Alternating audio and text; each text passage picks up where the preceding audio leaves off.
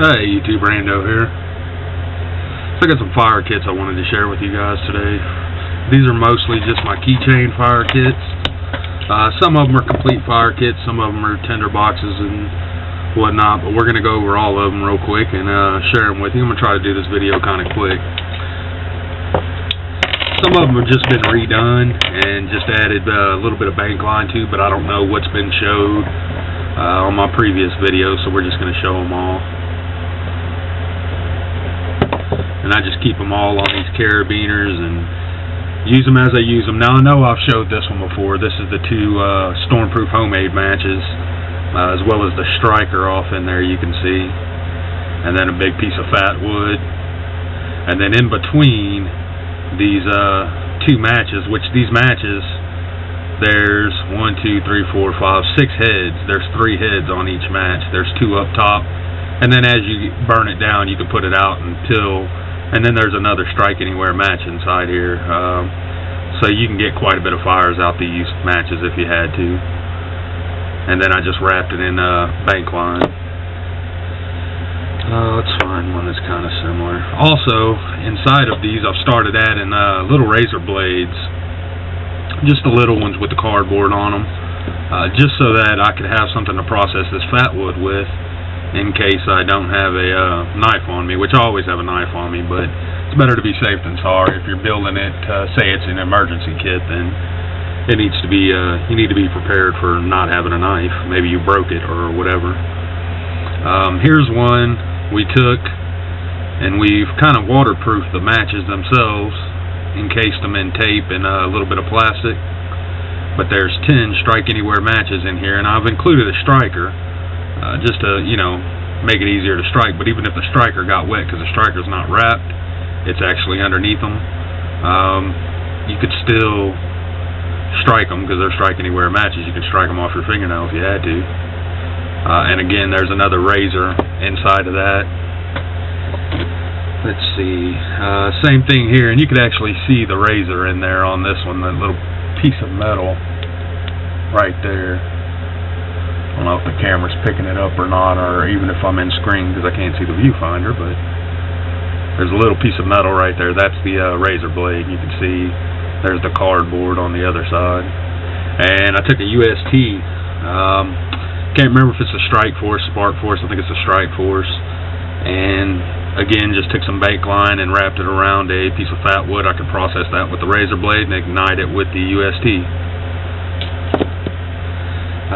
Pretty much the same concept here, except I put 2 smaller pieces of fat wood and then wrapped it all in jute twine, and then wrapped the jute twine and everything in the bank line. So there's some jute twine in there as well. This would probably be a little bit better than this one. I should have added a razor to this one, but I don't think I did.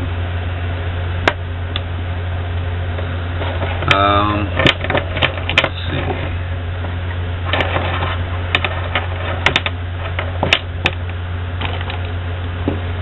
This is the neck fire kit I put together. I've never worn it on my neck, but I use it all the time.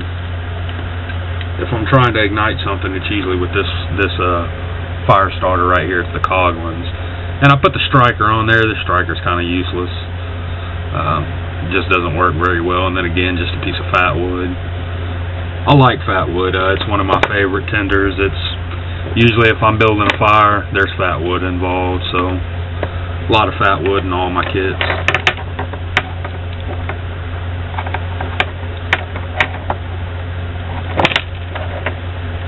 This one, I just took some paracord and wrapped around. This is an older kit. I've probably showed this one before. But it's got some fat wood kindling in there. Just feels like it's getting kind of dry. It probably needs to be burned and replaced. And then I got 3 Tender Quicks and some Strike Anywhere matches. And there's a striker down in there as well.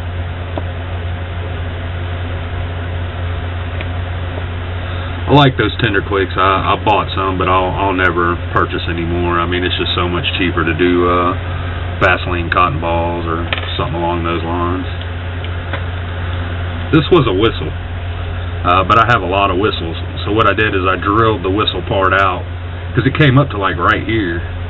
So you only had like this much for storage. Now you have the whole thing for storage down in here. And I stuck some matches down in here. Most of them are strike anywhere. The ones turned upside down are strike anywhere. Then I have a waxed one and a green light. Then I have a striker and a little bit of tinder down inside here. And this is just my little match kit. Never actually used it. These I've used, both USTs I've used before. This one I used to start a fire and actually used the jute twine that was around it. That's why I had to rewrap it in bank line. Well, I was rewrapping them all in bank line, but I didn't have any jute twine on this one. If this one had jute twine, it would be the better kit, because then you would have a little bit of tinder. Because sometimes fat wood's hard to ignite with a ferro rod, whatever. Fire starter. I call it fire still. Most people correct me on it and say, oh, that's a ferrocerium rod. In here, I have some tin foil, and it goes the length of the tube. It's full of Vaseline cotton balls. You can see right there I have a little bit of fat wood, and then I have 3 of the UCO or UST? UCO stormproof matches. The blackhead, the big long matches. Got some of them shoved down in there as well. Just got some, again, just some bank line around it to use it as a keychain. Let's see. This one I know I've showed the case on Texas Gear Reviews, but I don't think I ever showed what I did with it. So this is the UST base case 2.0. You see there's some duct tape down in there. That's a bunch of tinder that's just been wrapped, and then there's a few tinder clicks down in the bottom. There's a piece of fat wood there, and then some strike anywhere matches around the outside. And then I have some dry cotton, no Vaseline or anything in it. In the cap here.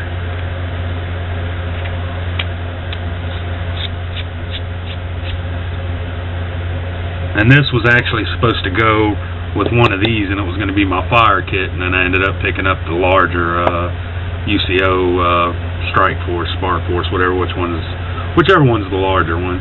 This is something different that I did. I just took a piece of fat wood and drilled a hole in it. Put some cordage on it with this little locker. Same kind of cordage, just greased bank line.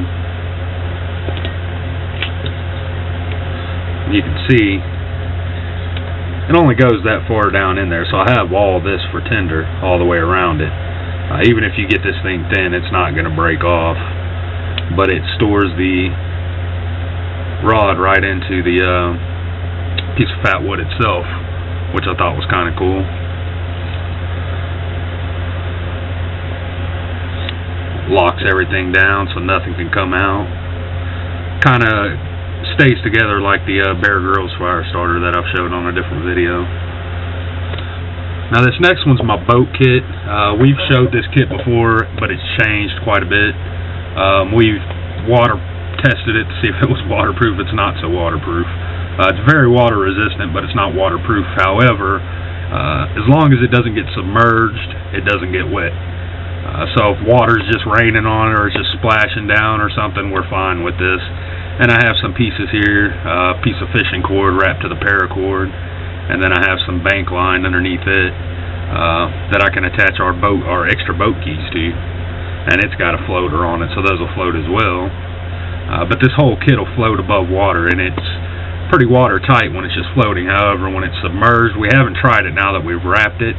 But what this is it's a welding rod case that we just cut the bottom off, cut it shorter, and then just put the top back on it. So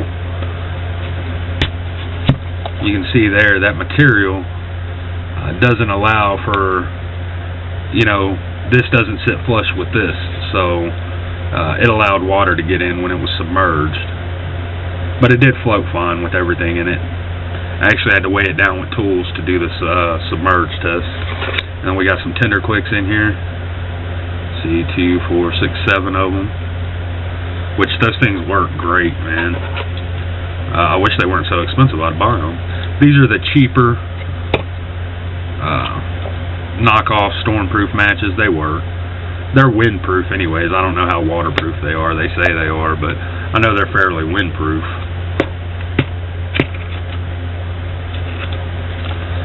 Again, just some fat wood shavings. Already processed down. Some fat wood sticks. Should be 2 of those. And then the lifeboat matches, the actual UCO stormproof matches. These are the ones that were inside this case here that I said had the black tip on them. There's a whole box of these, 25 of them, so quite a bit of fires down in this. And this is just something that I throw on the boat whenever we take it out, which isn't often anymore, but it's here for if we need it. So tell me what you think. You know, what could we do to build a better kit? What can I add? I know there's all kinds of stuff out there. There goes the phone. So on that note, that's going to be it for this one. Thanks for watching, YouTube.